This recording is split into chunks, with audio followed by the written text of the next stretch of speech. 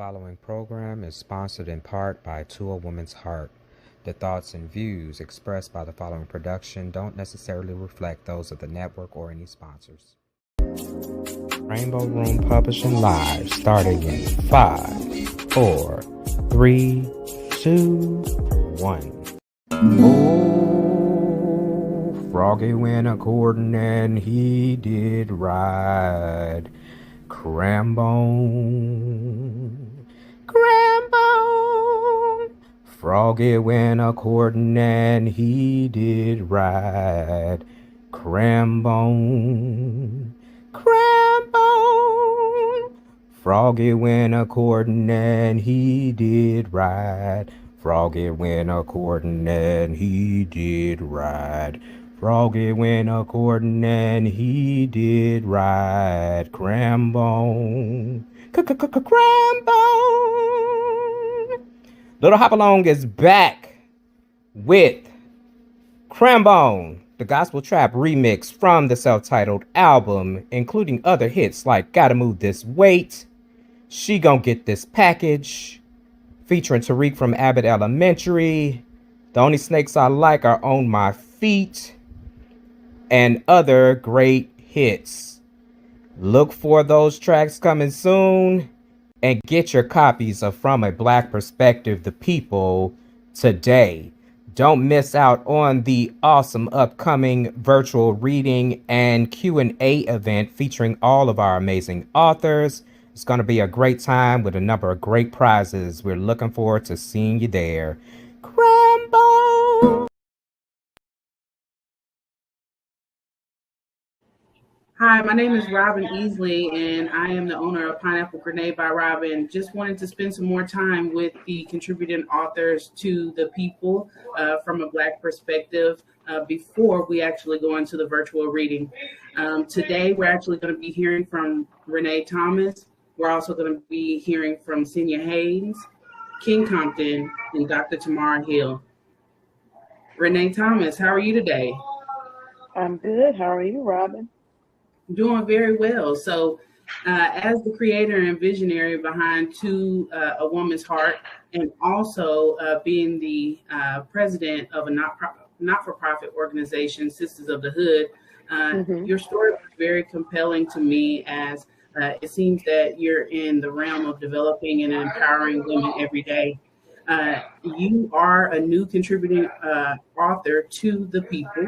And My House Cried Tears is the literary work in that piece.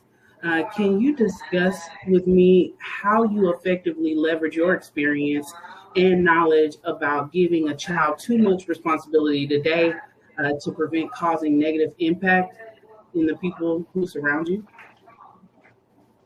First of all, parents don't come with instruction books. That's one thing that we learn as we get older.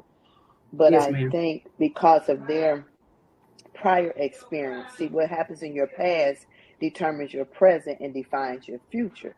So whatever you experience in your past, you think it's right until you know better. So with my parents, they thought what they was doing was right because that's all they knew. They didn't know anything else.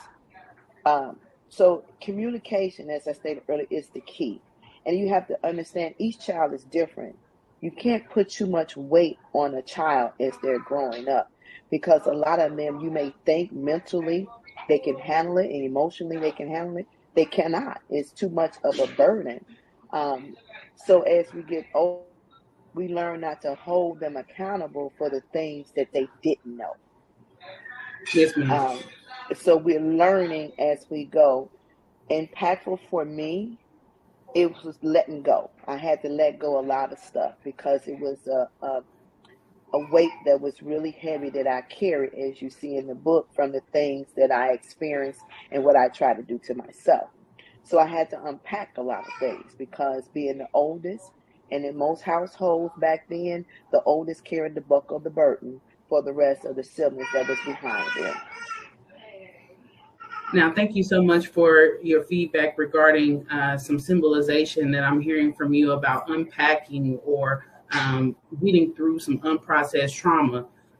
In My House Cried Tears, I automatically started to think about that secret closet that you go into, for instance, when you go into prayer.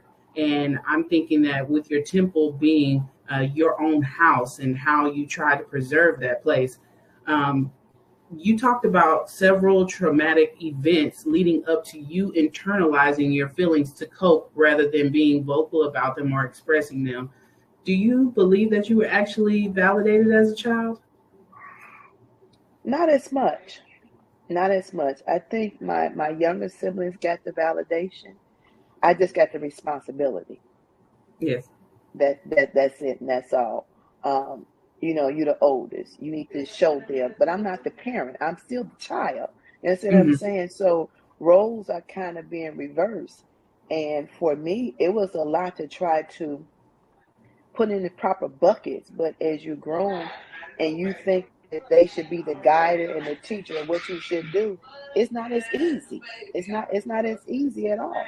So it was very traumatic for me, and I took in a lot of stuff, and I held on it so much so that I got to a point of explosion. You know what I'm Mm-hmm. saying? Like I felt like what I was doing, my life didn't have any purpose. It didn't matter. So that's why I did what I did. Now, being an adult, do you feel like there has been negative impact that you're constantly using that area to focus on developing yourself as a woman, even now as a two-time author?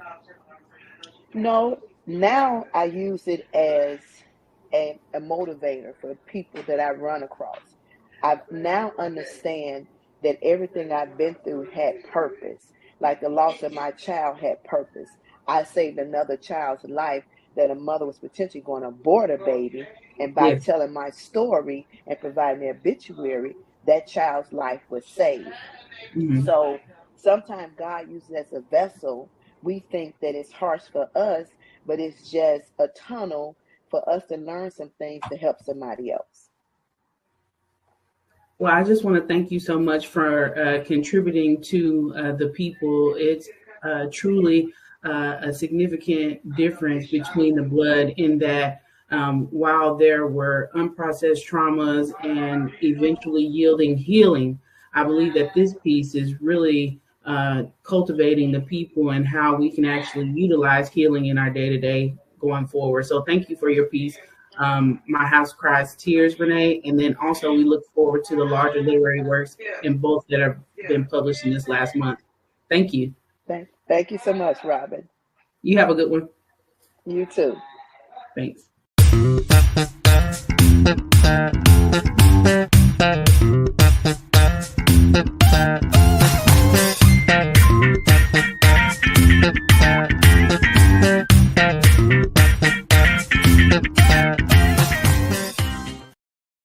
Actor Harold Dennis in The Judas Run. Can you get up?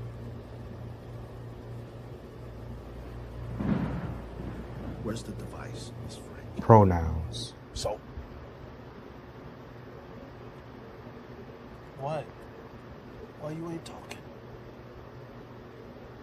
You did a lot of talking when you was up there.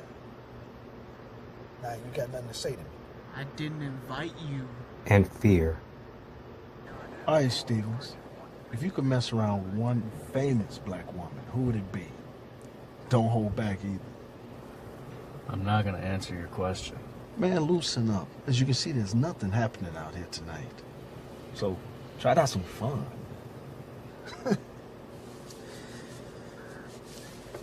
Let's see. I'd go for Angela Bassett.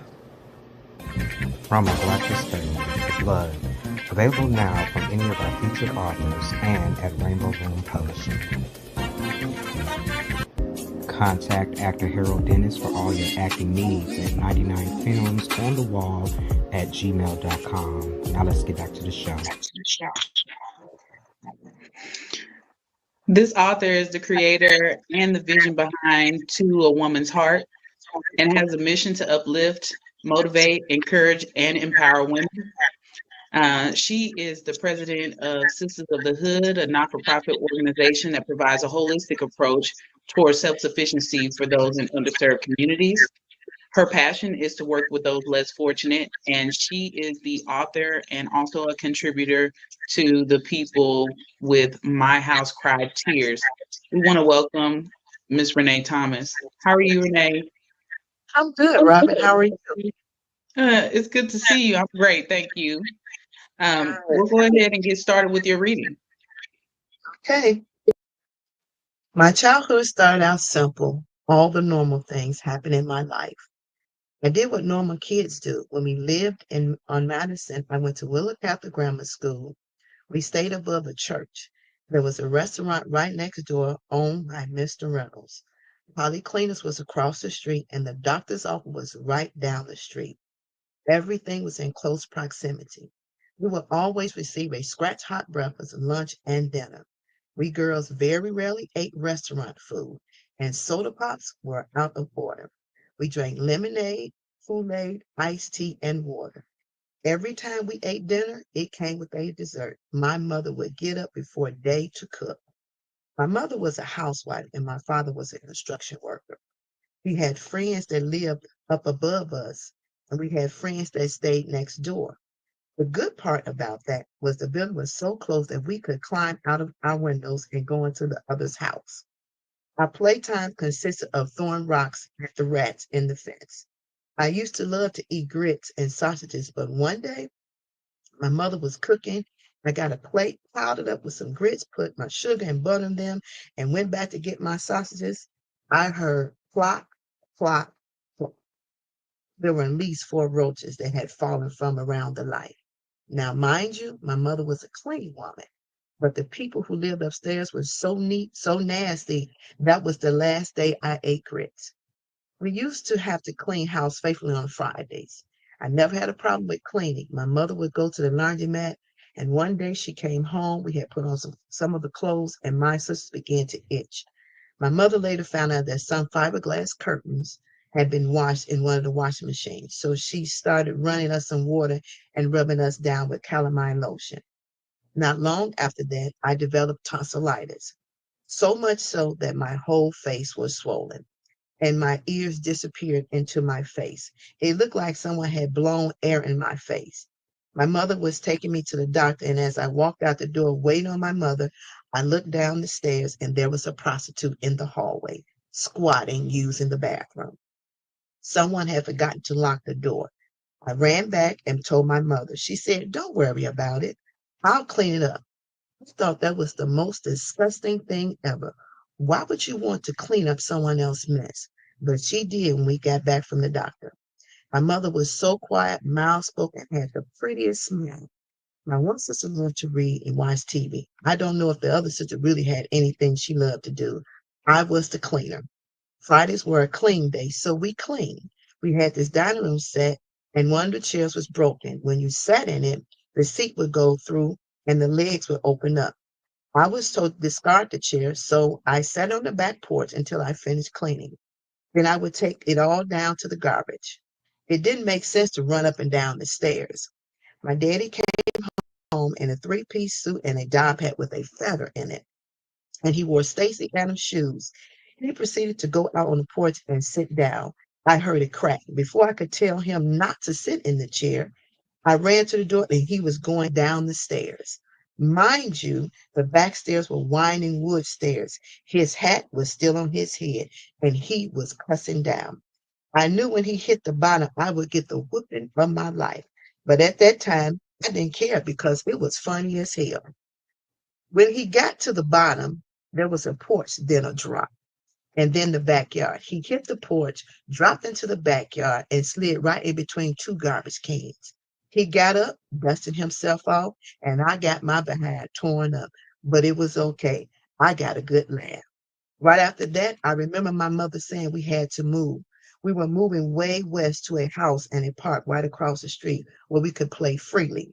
My last experience before we moved off Madison was when Dr. King was assassinated. I remember being in school and I was the only one responsible for going and getting my 2 sisters. And then we would walk home. My mother knew from where we walked that we should be home at a specific time, but this day was different. School let out, and I got my sisters. People were running all over, bursting bottles, and I told my sisters, let's walk fast. When we reached the corner, my mother was standing at the bottom of the stairs. I was so happy to see her face. Not too long after we got home, my father arrived. We were instructed not to turn on any lights. The apartment was lit with candles for our light, and I sat in the living room window. My father and I watched them burn, break places into places of business, and steal TVs and clothes out of the cleaners. They broke into the drugstores and turned over cars. It was unbelievable, but it was happening right before my eyes. I asked my daddy why, and he said because Black people are mad. They murdered Martin Luther King. By the time daybreak hit, Madison Street was torn up and it would never be the same again. I couldn't fully understand why at the time. I just knew people were mad. Right after that, Madison Street became a part of my past, but I will always remember some parts. Thank you so much for that reading, Renee. I just want to talk to you about that prostitute in the hallway. No, but seriously, growing up as a little girl, you had a lot of things that happened in this two-parent household that were for your good and some not. So this story, from what I read, I think that there was a timeline from like maybe 15 to 18 years that you discussed. And eventually you started to internalize your feelings because of the trauma you experienced. For example, your father ended up dragging you through the park and kicked you out of the family home. This was all due to a misunderstanding you were unable to explain to him because of his authority. Can you discuss with us how a lack of being able to communicate caused you to shut down? And how do you deal with yourself today and give yourself grace? First, I had to understand that my father's mother passed when he was a baby. So he was Mm-hmm. tossed from household to household. His ideal of taking care was just paying bills. So he was not a touchy-feely kind of person. And so Mm-hmm. when he drugged me through the park, I was in disbelief because here he's my blood, not my stepfather. He is actually Mm-hmm. my real father. And the Yes, most ma'am. embarrassing part, it was in the middle of the summer, and everybody's outside in the middle of the summer. And I had to deal with that. And then to be his child and tell me I'm not welcome back in the house, that didn't sit well with me at all. So I feel like, I'm just a throwaway. That's how I really felt. I was Mm-hmm. being thrown away. I wasn't being cared for and I wasn't being loved. And so I internalized a lot of things. But then as I got older, I started to understand when you don't know yourself, when you don't know how to express love and you wasn't given the love that you needed, that's what happened to you. You pass it Mm-hmm. on. It's a domino effect. And so Yeah. I had to not hold him accountable for what he didn't know. And I had to take what I experienced and learn and try to share with others and help others with the trauma that I experienced. Thank you so much for that, Renee. Um, there are quite a few comments speaking to maybe having some relatability there. What do you tell to the people that you inspire through your empowerment programs about how to deal with neglect where there was an intent? I tell everybody your past determines your present, and your present defines your future. And the most important thing you can do is heal from your past so you can have a better present and future. If you don't know how to unpack, if you Mm-hmm. don't know how to heal and forgive and look at it that whoever the individual is conducting or doing the things to you and looking at it from their perspective. Because most of the time when we look at things, we look at it from our perspective, how we've been hurt. But we don't understand maybe there's a trauma on their side that they need to look at and try to digest it that way and not hold on to it. I mean, it's an experience and everything that we go through the message, there's always a message in the middle of the madness. And that's what I tell everybody I talk to. And it looks like we have another meaty question here. How did the relationship with your father affect your adult relationships? Maybe start in your 20s. My relationship with my father affected my adult relationship. I don't take no mess off of men, period. Yes. And I tell them, anybody that I date, that I had to take it from my father. He's my parent. But beyond that, I'm not required to accept disrespect. You treat me any kind of way, and you talk to me any kind of way. And that's probably why the reason that I'm single to this day, because of those situations that I dealt with. Uh, a lot of people, men don't understand when you relay that type of message, you're not dealing with that. I need to be respected. You need to talk to me in a certain tone. I can't handle that's a trigger for me. So Yes, I ma'am. won't deal with it. Yeah. Well, I appreciate you shedding some light on your personal life and also how this story was developed tonight. I hope you have a wonderful one. Thank you. Thank you. See you later. All right. We're going to go into commercial break.